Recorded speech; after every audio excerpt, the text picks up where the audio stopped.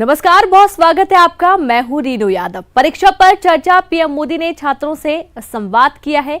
15 शहर 15 रिपोर्टर में सीधे रुख करते हैं प्रमुख शहरों की खास रिपोर्ट का।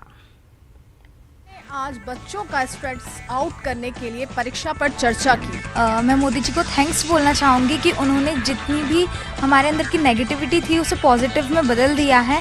जो भी मैं सोच रही थी कि यार जब एग्ज़ाम्स देंगे कितना स्ट्रेस होगा, क्योंकि मैं क्लास 10th में हूँ और लोग बहुत ज़्यादा प्रेशर बना देते हैं, लेकिन अब मैं ऐसा फील कर रही हूँ कि अब मैं इस प्रेशर से लड़ने के लिए तैयार हूँ bye my self confidence. Thank you. जो मोदी जी ने कहा वो काफ़ी कुछ अच्छा लगा और मैं चाहूँगी कि ऐसे सेशंस और होते रहें। देश के बच्चों में परीक्षा को लेकर के जो भय का माहौल था, जो डर का माहौल था, वो कम हुआ है और बच्चों में एक नई ऊर्जा आई है, जिससे वो अपने परीक्षा को तो सफल करेंगे ही, साथ ही एक बेहतर भविष्य की भी कामना कर रहे हैं इन मार्गदर्शन पर चलते हुए।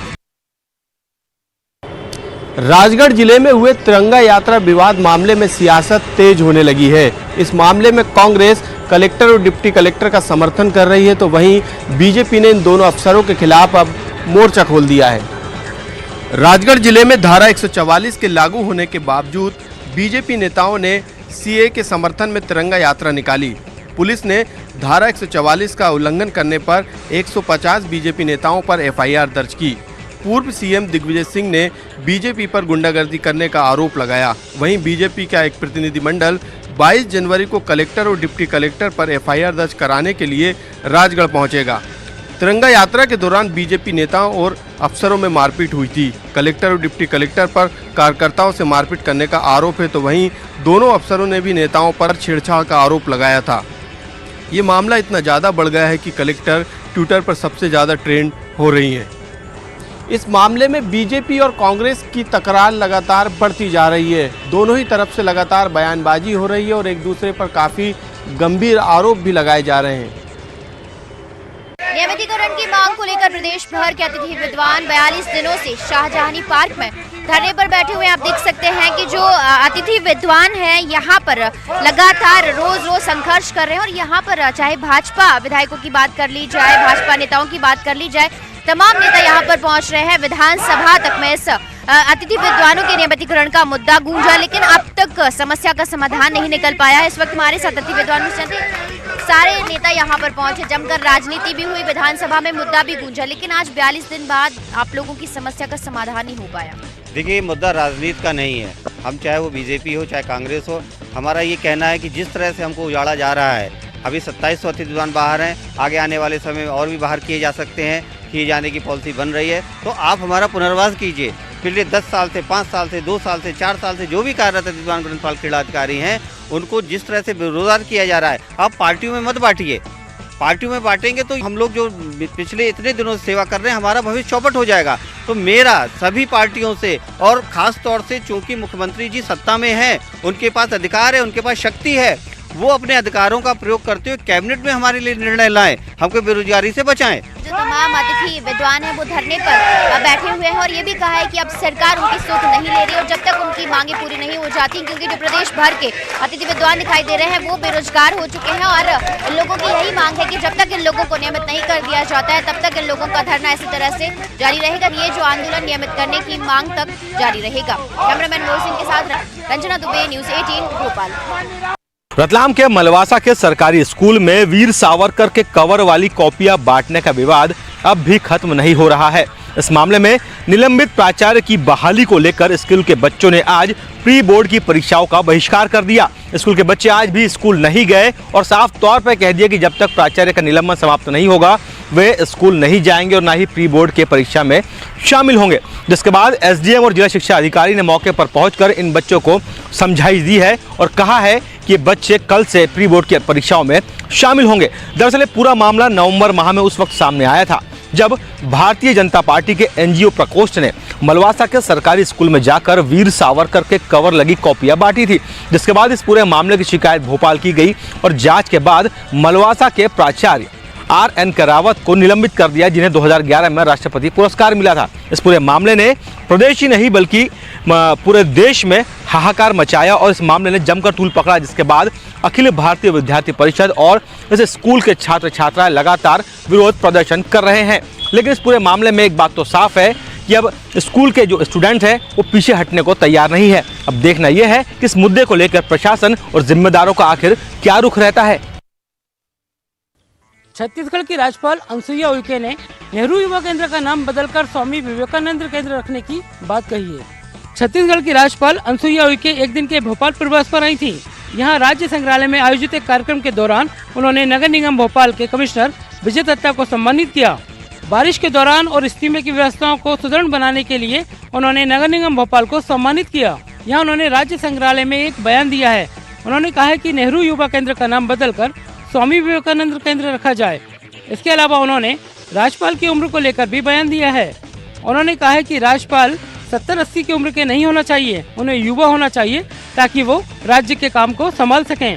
साथ ही उन्होंने कहा कि नेहरू जी देश के प्रधानमंत्री जरूर थे, मगर स्वामी विवेकानंद ने युवाओं के लिए कई काम किए, इसलिए पूरे युवाओं को मिलकर प्रधानमंत्री नरेंद्र मोदी तक ये बात पहुंचानी चाहिए कि नेहरू युवा केंद्र का नाम बदलकर स्वामी विवेकानंद केंद्र रखा जाए। छत्तीसगढ़ की राज्यपाल अनुसुईया उइके एक दिन के भोपाल प्रवास पर आई थी।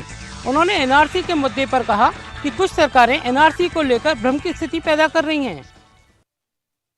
इंदौर दौरे पर पहुंचे खाद्य और नागरिक आपूर्ति मंत्री प्रद्युम्न सिंह तोमर ने सबसे पहले राशन दुकानों का दौरा किया, औचक निरीक्षण किया। उसके बाद वेयर हाउस पहुंचे, लेकिन जब उन्होंने वेयर हाउस में गंदगी देखी तो वो खुद सफाई में जुट गए। अक्सर मंत्री जी आपको दिखाई देते हो ग्वालियर में नालियों की सफाई करते हुए दिखते हैं, लेकिन इंदौर सबसे साफ शहर है, लेकिन वहाँ आपके वेयर हाउस में जब वो गंदगी उन्होंने देखी तो उन्होंने खुद डिसीजन लिया और खुद वो सफाई में जुटे हुए हैं। जी बताइए, आपने यहाँ गंदगी देखी, आप खुद सफाई में लग गए। ये गंदगी है, इसको स्वच्छ रहना चाहिए, इसलिए सफाई कर रहा हूँ। ये सबसे स्वच्छ शहर है देश का, उसमें इस तरह की गंदगी दिखाई दी आपको? जो थोड़ा बहुत यहाँ निगाह नहीं पड़ी होंगी किसकी। देखिए, मंत्री का कहना है कि वो भी एक नागरिक हैं और नागरिक का कर्तव्य है कि वो साफ़ सफाई रखें, इसलिए उन्हें जब यहाँ कचरा दिखाई दिया तो उन्हें न केवल साफ़ सफाई की बल्कि नगर निगम कमिश्नर को फ़ोन लगाकर उनको भी साफ़ सफाई रखने के निर्देश दिए। ग्वालियर में आज निर्मोही अखाड़े की एक अहम बैठक आयोजित हुई। देश भर से निर्मोही अखाड़े के 15 संतों ने इस बैठक में भाग लिया। निर्मोही अखाड़े ने आज इस बैठक में राम मंदिर ट्रस्ट के लिए अपने पदाधिकारियों के नाम तय किए, साथ ही राम मंदिर शिलान्यास, निर्माण और सेवा पूजा को लेकर अपना प्रारूप भी तैयार किया है। ग्वालियर की गंगादास जी की शाला में आज निर्मोही अखाड़े की एक अहम बैठक आयोजित हुई। इस बैठक में देश भर से निर्मोही अखाड़े के 15 पंच, सरपंच, पदेन संतों ने भाग लिया। संतों ने बैठक में राम मंदिर ट्रस्ट में शामिल होने वाले अपने पदाधिकारियों के नाम सर्वसम्मति से तय कर लिए हैं। इसके साथ ही निर्मोही अखाड़ा ने अयोध्या में बनने वाले राम मंदिर के शिलान्यास और निर्माण में भागीदारी, रामलला की सेवा पूजा का अधिकार निर्मोही अखाड़े को सौंपने का प्रस्ताव भी तैयार किया है। तो वहीं अयोध्या में भव्य राम मंदिर निर्माण के बाद बचने वाली भूमि को निर्मोही अखाड़े को सौंपने की मांग करने का प्रस्ताव भी तैयार किया है। गौरतलब है कि अयोध्या भूमि विवाद में पक्षकार रहे निर्मोही अखाड़े का संबंध रामानंदी संप्रदाय से है। सुप्रीम कोर्ट ने केंद्र सरकार से राम मंदिर निर्माण के लिए बनने वाले ट्रस्ट में निर्मोही अखाड़े को समुचित प्रतिनिधित्व देने के निर्देश दिए थे। इसके बाद केंद्र सरकार ने निर्मोही अखाड़े को ट्रस्ट में शामिल होने के लिए अपना प्रतिनिधित्व तय करने को कहा था। इसी सिलसिले में निर्मोही अखाड़े की ये अहम बैठक ग्वालियर में आयोजित हुई है। निर्मोही अखाड़े द्वारा इस बैठक का प्रारूप और पदाधिकारियों के नामों का ब्यौरा केंद्र सरकार को सौंपा जाएगा। उसके बाद केंद्र सरकार राम मंदिर ट्रस्ट के गठन की तैयारी करेगी और फिर देश में भव्य राम मंदिर के निर्माण की प्रक्रिया शुरू होगी। जिले की बमोरी तहसील में सार्वजनिक रास्ते को बाधित करने का एक अनूठा मामला देखने को मिला है। बमोरी तहसील के खेजरा बाबा पंचायत के सरपंच पति भगवान सिंह किरार द्वारा न केवल सरकारी जमीन पर कब्जा किया गया बल्कि उस जमीन पर खेती बाड़ी करते हुए लाखों रुपए भी कमाए गए। वहीं इस पूरे मामले की शिकायत जब ग्रामीणों ने तहसीलदार मोहित जैन से की तो मोहित जैन ने घटनास्थल पर पहुंचने के बाद में पूरी जमीन पर से आरोपी का कब्जा हटाते हुए ट्रैक्टर चलवा दिया। बहरहाल इस पूरे मामले के बाद में अब आरोपी और उसके अन्य साथी नन्नू सिंह के खिलाफ में बाउंड ओवर की कार्रवाई भी की गई है। वहीं जो सरकारी भूमि थी उसको भी दबंगों से कब्जे से मुक्त करा दिया गया है। इस मामले में अब आगे भी कार्रवाई जारी है। जलपुर के गौरीघाट इलाके में दशकों पुराना इमली का पेड़ विगत 2 दिनों से चर्चा का विषय बना हुआ है। वजह है इमली के पेड़ से निकलने वाला धुआं। गौरीघाट रोड पर मौजूद इमली के पेड़ से 2 दिन पहले लोगों ने धुआं निकलते देखा। धीरे धीरे धुएं ने आग की लपटों की शक्ल ले ली। पहले तो लोग आश्चर्य में पड़ गए और इसे प्राकृतिक क्रिया मानने लगे और पेड़ से दूरी बनाने लगे। कुछ ने इसे दैवीय प्रकोप भी माना, लेकिन बाद में जब मौके पर नगर निगम और दमकल विभाग का अमला पहुंच गया तो आग बुझाने की कोशिश शुरू हो गई। इमली के पेड़ की टहनियां काटकर जहां से धुआं निकल रहा था वहां से दमकल की गाड़ियों द्वारा पानी डाला गया। उम्मीद की गई कि शायद इससे आग बुझ जाएगी, लेकिन कुछ घंटे बाद पेड़ से फिर से धुआं निकलने लगा, जिसके बाद नगर निगम ने फैसला किया कि अब इमली के पेड़ को काटा जाए। इमली के पेड़ की तमाम टहनियों को काट दिया गया, लेकिन इसके बावजूद भी इमली के पेड़ से धुआं निकलता आसानी से देखा जा सकता है। स्थानीय लोगों का कहना है कि आग किसने लगाई और कैसे लगी यह कहना फिलहाल मुश्किल है, लेकिन इतना तय है कि ना तो यह प्राकृतिक घटना है और ना ही कोई दैवीय प्रकोप, बल्कि किसी असामाजिक तत्वों ने पेड़ के निचले हिस्से को जानबूझकर आग लगाई है। आग खुद ब खुद लगी या फिर लगाई गई इसका तो नहीं पता, लेकिन आग के चलते पूरे पेड़ को नगर निगम द्वारा काट दिया गया।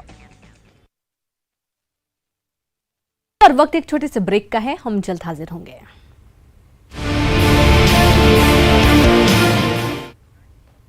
ब्रेक के बाद एक बार फिर से आप सभी का स्वागत है और सीधे रुख करते हैं खबरों का, जहां 15 शहर 15 रिपोर्टर में कुछ और रिपोर्ट्स आपको दिखाते हैं। राष्ट्रीय अध्यक्ष बनने के बाद में छत्तीसगढ़ बीजेपी खासतौर पर उत्साहित है। 2013 में जेपी नड्डा यहाँ के चुनाव संचालक थे और 2013 में बीजेपी ने काफ़ी विकट परिस्थितियों में ही सही लेकिन जीत हासिल की थी। बीजेपी का कहना है, छत्तीसगढ़ बीजेपी का कहना है कि वो जयप्रकाश नड्डा ही थे, चूंकि संगठन के व्यक्ति थे, इसलिए उन्होंने कार्यकर्ता से लेकर मंडल स्तर तक के और पदाधिकारियों के बीच में जिस तरह से सामंजस्य बनाए रखा था और यही वजह है कि पार्टी आखिर में जीत ही गई थी। अगर हम बात करें तो 2013 में बीजेपी और कांग्रेस के बीच में जीत का अंतराल काफ़ी कम था। भारतीय जनता पार्टी केवल 90,000 वोटों से जीती थी, लेकिन चूंकि राज्य सरकार को 2 जो कार्यकाल वो पूरे हो चुके थे और तीसरी पारी के लिए उसको संघर्ष करना था, ऐसे में गुटबाजी भी एक बड़ी बात थी, को साधना भी एक बड़ी बात थी और साथ ही एंटी इनकम्बेंसी के जो चांसेस थे उसकी चुनौती को कम करना भी एक बड़ी बात थी। ऐसे में जो बीजेपी है उसका कहना है कि जयप्रकाश नड्डा ने नीत नपात चीज़ों पर सामंजस्य बनाए रखा और आखिर बीजेपी को जीत दिलाई। सबसे बड़ी बात यह है कि अगर हम बात करें तो पूरे देश में उस समय के कुछ ही राज्य थे जिसमें भारतीय जनता पार्टी का शासन था और ऐसे में छत्तीसगढ़ बीजेपी को काफ़ी तवज्जो मिलता था, लेकिन अब चूंकि ज़्यादातर देश भर में अगर बात करें तो ज़्यादातर राज्यों में बीजेपी ही काबिज है। ऐसे में छत्तीसगढ़ को उतना तवज्जो मिलना कम हो गया था। साथ ही हार ने एक तरह से कहें कि जब भारतीय जनता पार्टी यहाँ पर बुरी तरीके से हारी तो कहीं ना कहीं केंद्रीय नेतृत्व जो है उससे उपेक्षित जो है छत्तीसगढ़ बीजेपी अपने आप को महसूस कर रही थी। अब चूंकि जयप्रकाश नड्डा राष्ट्रीय अध्यक्ष बन गए हैं, ऐसे में यहाँ के बीजेपी के कार्यकर्ताओं का भी ऐसा मानना है, चूंकि वो यहाँ की तासीर को अच्छे से समझते हैं, उनके आने से पार्टी एक नए तरह से रिचार्ज होगी। मंडल से लेकर कार्यकर्ताओं से लेकर पदाधिकारियों के बीच में वो एक सामंजस्य बना सकते हैं।